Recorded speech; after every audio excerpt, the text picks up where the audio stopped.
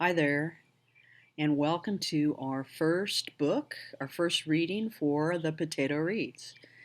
For our first book, we're doing Odd Thomas by Dean Koontz, and today we're going to read chapter 1. So let's get started.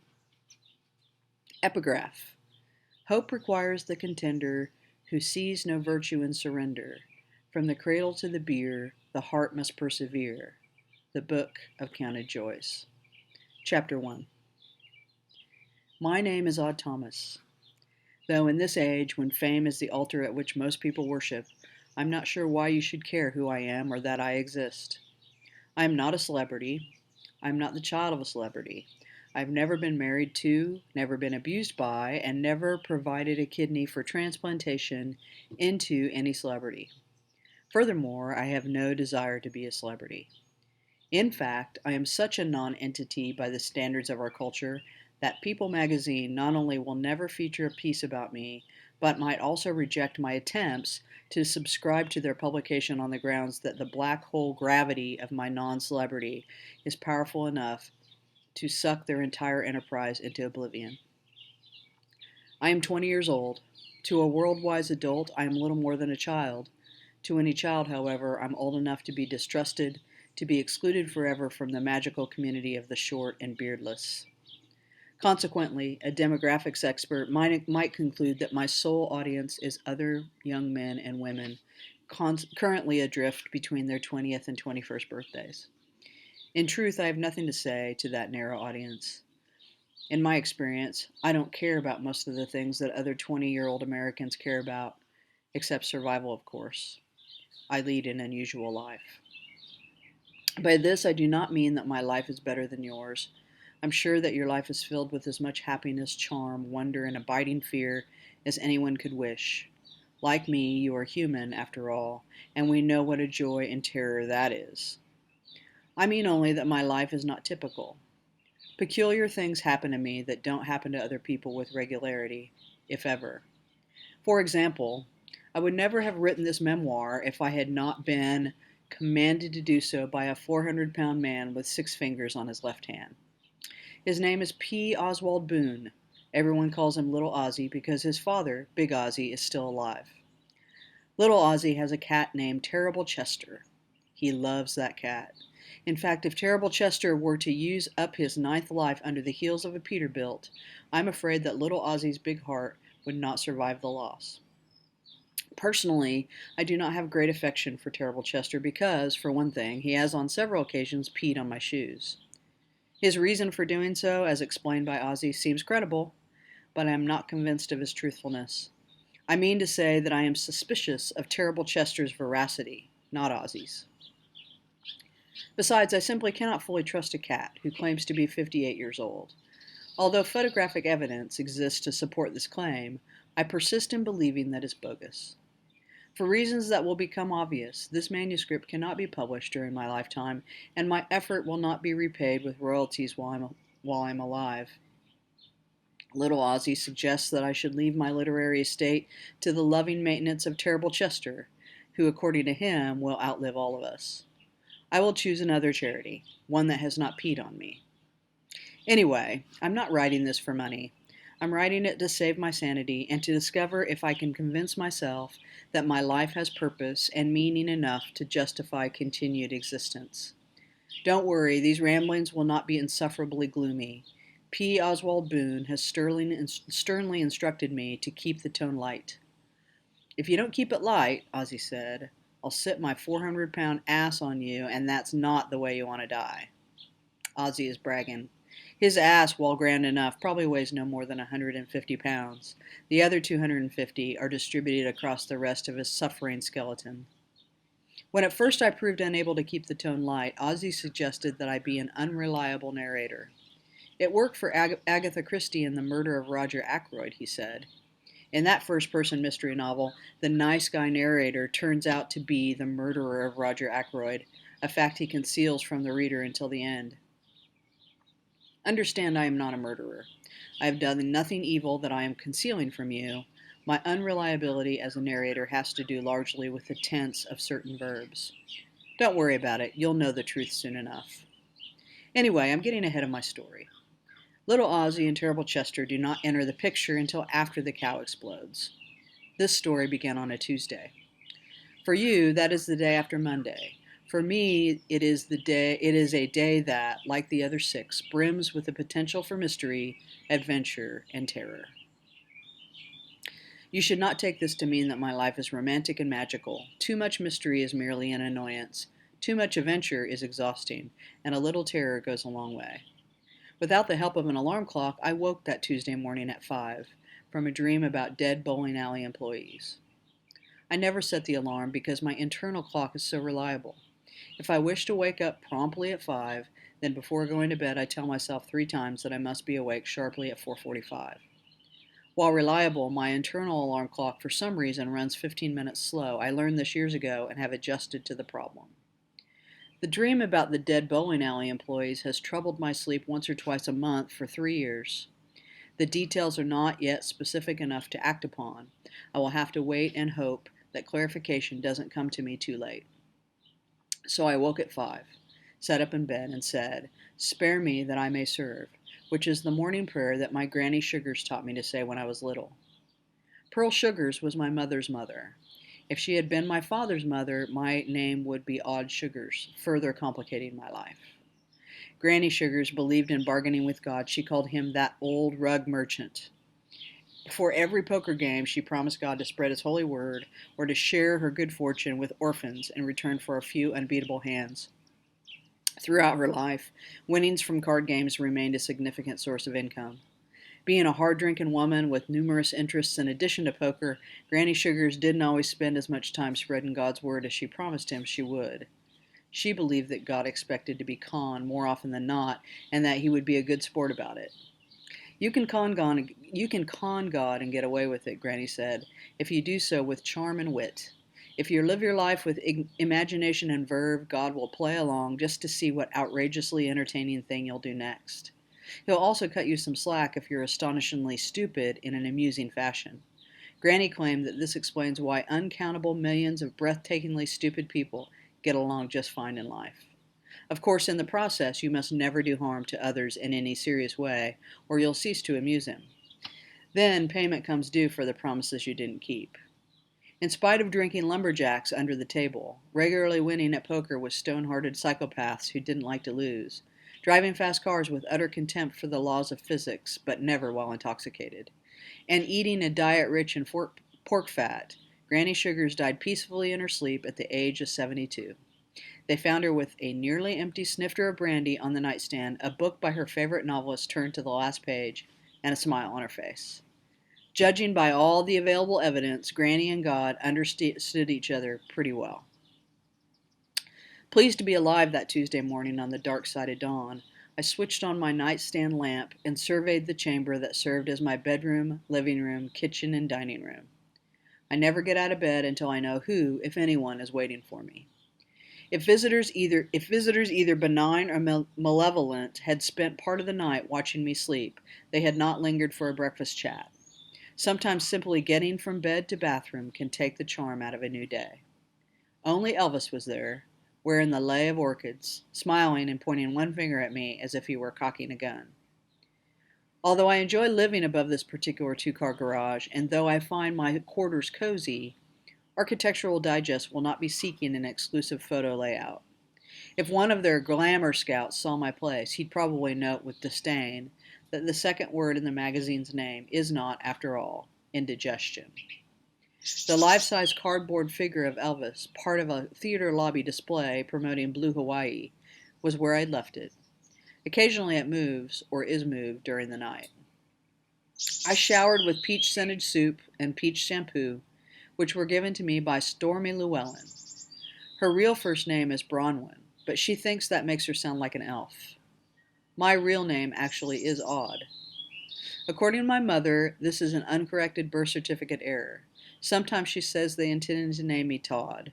Other times she says it was Daub, after a Czechoslovakian uncle. My father insists that they always intended to name me Odd, although he won't tell me why. He notes that I don't have a Czechoslovakian uncle.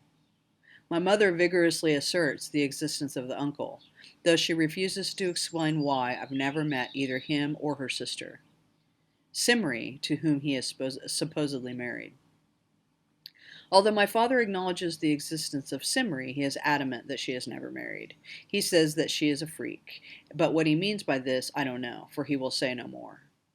My mother becomes infuriated at the suggestion that her sister is any kind of freak. She calls Simri a gift from God, but otherwise remains uncommunicative on the subject. I find it easier to live with the name Odd than to contest it. By the time I was old enough to realize that it was an unusual name, I had grown comfortable with it. Stormy Llewellyn and I are more than friends. We believe that we are soulmates. For one thing, we have a card from a carnival fortune-telling machine that says we're destined to be together forever. And we also have matching birthmarks. Cards and birthmarks aside, I love her intensely. I would throw myself off a high cliff for her if she asked me to jump. I would, of course, need to understand the reasoning behind her request. Fortunately for me, Stormy is not the kind of person to ask such a thing lightly. She expects nothing of others that she herself would not do. In treacherous currents, she is kept steady by a moral anchor the size of a ship. She once brooded for an entire day about whether to keep 50 cents that she found in the change return slot of a payphone. At last she mailed it to the telephone company. Returning to the cliff for a moment, I don't mean to imply that I'm afraid of death. I'm just not ready to go out on a date with him. Smelling like a peach as Stormy likes me, not afraid of death, having eaten a blueberry muffin, saying goodbye to Elvis with the words "taking care of business" in a lousy imitation of his voice, I set off for work at the Pico Mundo Grill. Although the dawn had just broken, it had already flash-fried into a hard yellow yolk on the eastern horizon. The town of Pico Mundo is in that part of Southern California where you can never forget that in spite of all the water imported by the state aqueduct system, the true condition of the territory is desert.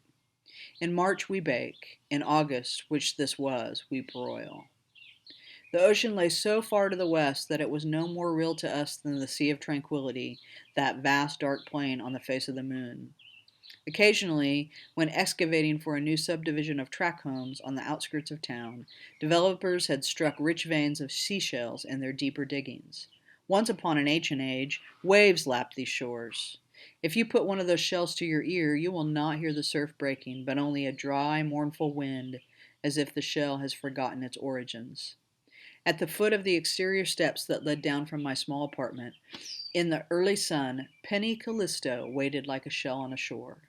She wore red sneakers, white shorts, and a sleeveless white blouse. Ordinarily, Penny had none of that pre-adolescent despair to which some kids prove so susceptible these days. She was an ebullient 12-year-old, outgoing and quick to laugh.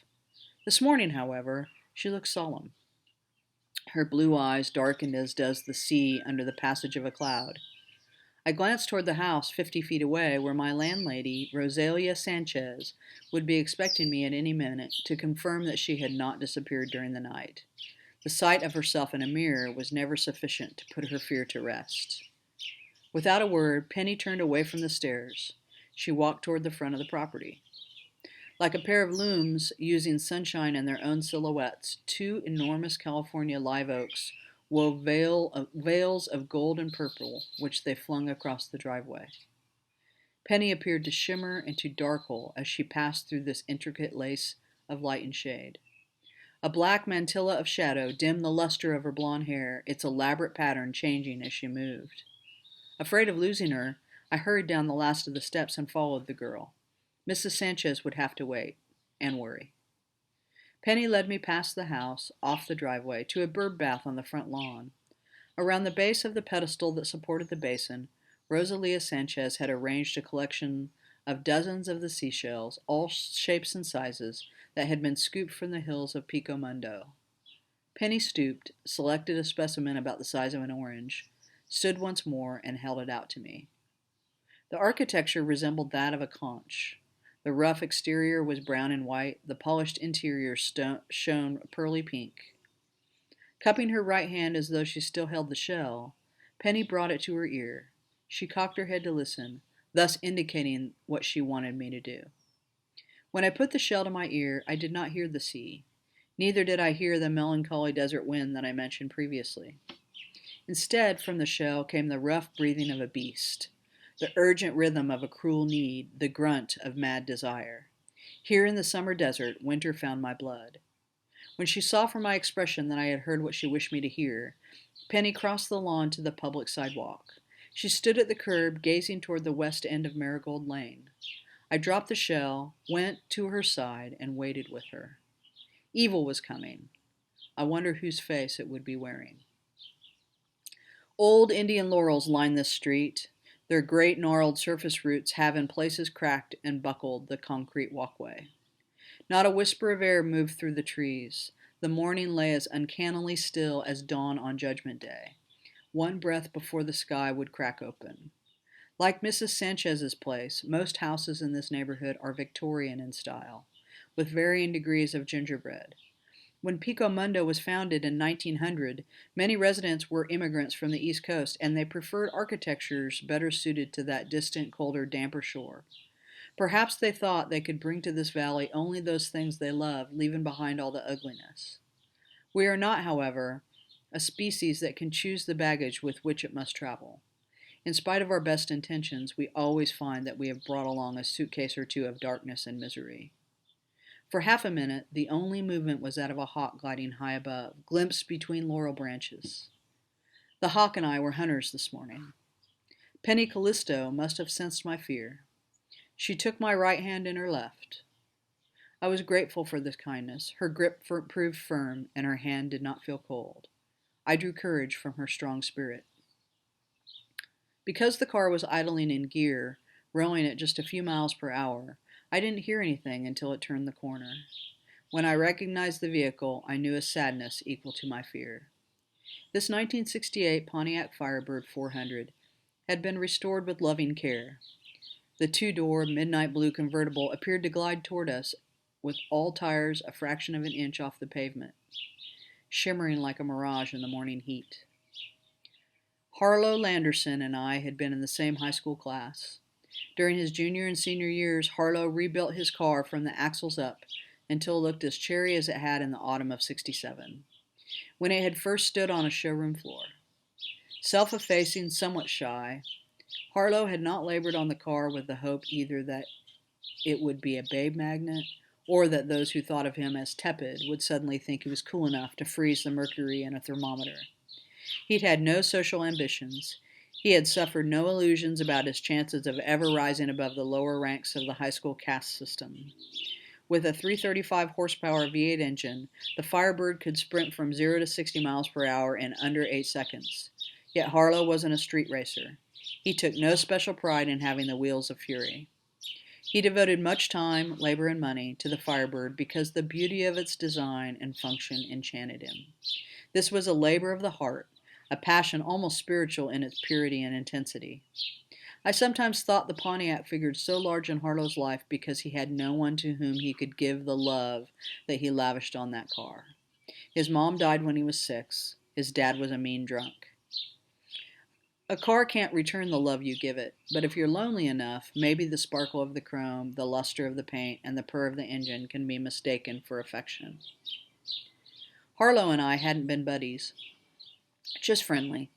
I liked the guy. He was quiet, but quiet was better than the boast and bluster with which many kids jockeyed for social positions in high school.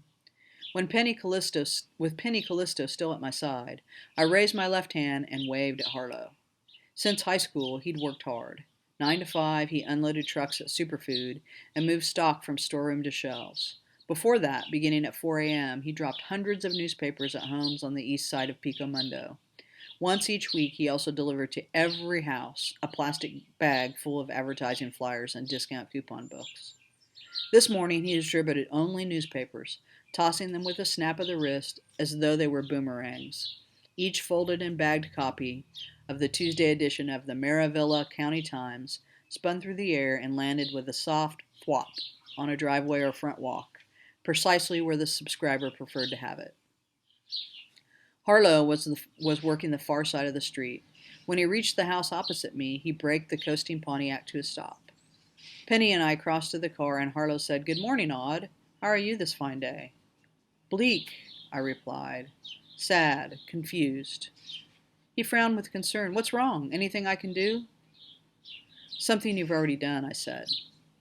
Letting go of Penny's hand, I leaned into the Firebird from the passenger side, switched off the engine, and plucked the key from the ignition. Startled, Harlow grabbed for the keys but missed. Hey, Odd, no fooling around, okay? I have a tight schedule. I never heard Penny's voice, but in the rich yet silent language of the soul, she must have spoken to me. What I said to Harlow Landerson was the essence of what the girl revealed. You have her blood in your pocket. An innocent man would have been baffled by my statement. Harlow stared at me, his eyes suddenly owlish, not with wisdom but with fear. On that night, I said, you took with you 3 small squares of white felt. One hand still on the wheel, Harlow looked away from me, through the windshield, as if willing the Pontiac to move. After using the girl, you collected some of her virgin blood with the squares of felt. Harlow shivered. His face flushed red, perhaps with shame. Anguish thickened my voice. They dried stiff and dark, brittle like crackers. His shivers swelled into violent tremors. You carry one of them with you at all times. My voice shook with emotion. You like to smell it. Oh God, Harlow, sometimes you put it between your teeth and bite on it. He threw open the driver's door and fled. I'm not the law. I'm not vigilante justice. I'm not vengeance personified. I don't really know what I am or why. In moments like these, however, I can't restrain myself from action. A kind of madness comes over me, and I can no more turn away from what must be done than I can wish this fallen world back into a state of grace. As Harlow burst from the Pontiac, I looked down at Penny Callisto and saw the ligature marks on her throat, which had not been visible when she had first appeared to me. The depths to which the garroting cloth had scored her flesh revealed the singular fury with which he had strangled her to death. Pity tore at me, and I went after Harlow Anderson, for whom I had no pity whatsoever. All right, tune in next Wednesday for